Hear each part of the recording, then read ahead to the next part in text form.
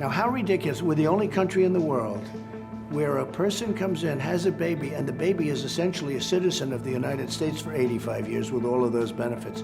Wrong. More than 30 nations, including Canada and Mexico, have similar policies. But please, Donnie, go on. You can definitely do it with an act of Congress, but now they're saying I can do it just with an executive order. Oh!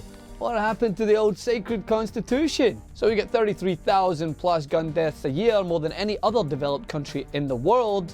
Reasonable people will say, how about some reasonable gun control? No, it's the Constitution. You can't touch the Constitution. Oh, but when Trump wants to draft an executive order to remove the right to citizenship for babies born in the US to parents who aren't citizens, a right enshrined in the 14th Amendment, hell yeah, MAGA. Today the dog whistles were out on force. Why? But what's the date again? Yes, it's only a week until Election Day, and what better way to garner some votes than by riling up the racists? Only this time his agenda comes in direct conflict with that sacred Constitution. You know, the piece of paper that the very same people cheering for Trump cling to whenever anybody mentions reasonable gun control. Trump believes he could overstep the president's authority and sign an executive order to end birthright citizenship. He also said that the US is the only country that offers birthright citizenship, which is a lie. As stated, more than 30 nations, including Canada and Mexico, have those policies. All babies born in the US are American citizens under the Constitution's 14th Amendment, and that cannot be changed by presidential order. Now you get some, like Lindsey Graham, who argue differently, suggesting that it is more of a policy than a right. To which I would respond, do you refer to gun ownership as a policy or a right then, Lindsey?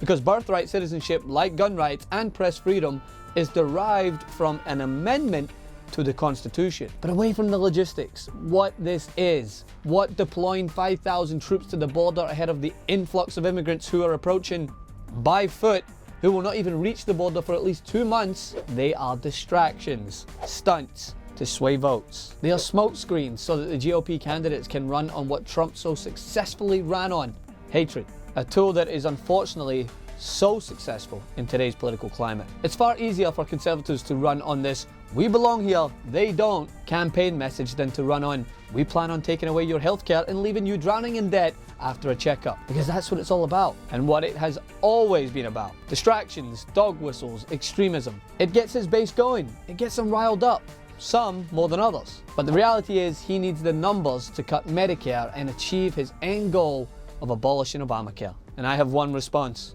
vote.